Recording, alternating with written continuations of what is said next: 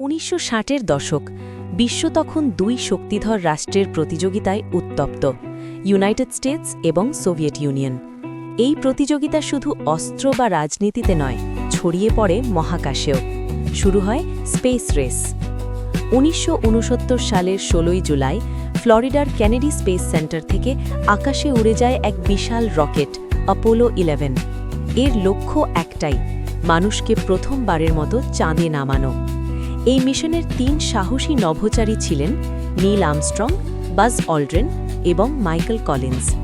৪ দিন মহাকাশ ভ্রমণের পর ২০ জুলাই ১৯৬৯ সালে চাঁদের মাটিতে অবতরণ করে লুনার মডিউল ঈগল। পৃথিবীর কোটি কোটি মানুষ টেলিভিশনে চোখ রেখেছিল। অবশেষে সেই ঐতিহাসিক মুহূর্ত আসে। সিঁড়ি বেয়ে নামলেন নীল আর্মস্ট্রং।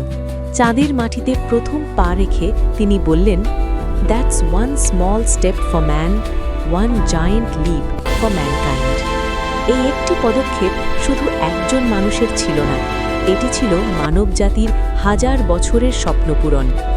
বাজ অল্ড্রিন কিছুক্ষণ পর তার সঙ্গে যোগ দেন।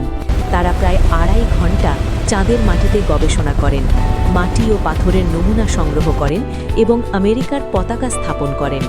এদিকে মাইকেল কলিন্স মহাকাশযানের কমান্ড মডিউলে চাঁদের কক্ষপথে ঘুরছিলেন। তার দায়িত্ব ছিল ২ সহযাত্রীকে নিরাপদে পৃথিবীতে ফিরিয়ে আনা। ২৪ জুলাই ১৯৬৯ সালে তারা নিরাপদে পৃথিবীতে ফিরে আসেন।